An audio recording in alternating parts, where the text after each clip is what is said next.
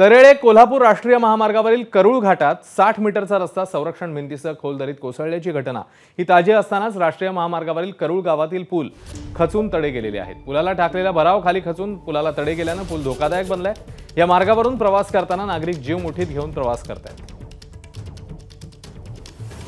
आणि या संदर्भातला आढावा घेतलाय आमचे प्रतिनिधी सदाशिव लाड यांनी। तरेळे कोल्हापूर राष्ट्रीय महामार्गावरील करूळ गावात एका पुलाला आता तडे गेल्याचं चित्र पाहायला मिळतंय। या अगोदर करूळ घाटात 60 मीटरचा रस्ता संरक्षक भिंतीसह खोल दरीत कोसळून गेला आणि आता त्यानंतरची दुसरी घटना मी याच पुलावर आहे। तरेळे कोल्हापूर या राष्ट्रीय महामार्गावरील या पुलाचं चित्र आपण पाहत असाल तर हे पूल एके बाजूने पूर्णपणे बसलेलं पाहायला मिळतंय आणि या पुलावरून वाहतूक देखील सुरू आहे। गेले 6 महिने या रस्त्यावरील वाहतूक पूर्णपणे बंद ठेवण्यात आलेली आहे। आपल्यासोबत काही स्थानिक आहेत, आपण त्यांच्याशी बातचीत करू।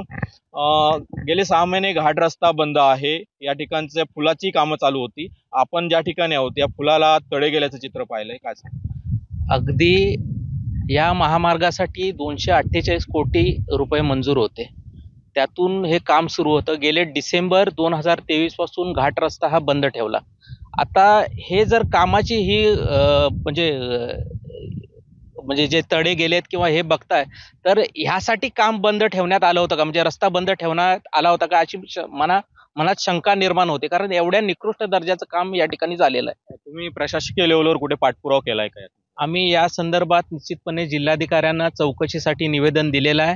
त्याचबरोबर कार्यकारी अभियंता राष्ट्रीय महामार्ग यांना सुद्धा आम्ही निवेदन देत आहोत की या कामाची चौकशी व्हावी। नक्कीच, तर स्थानिकांकडून देखील राष्ट्रीय महामार्गाच्या कामाबद्दल नाराजी जी आहे ती व्यक्त करताना पाहायला मिळते। कॅमेरा पर्सन सुरेश सह सदाशिव लाड, एबीपी माझा, करूळ घाट, सिंधुदुर्ग। एबीपी माझा, उघडा डोळे बघा नीट।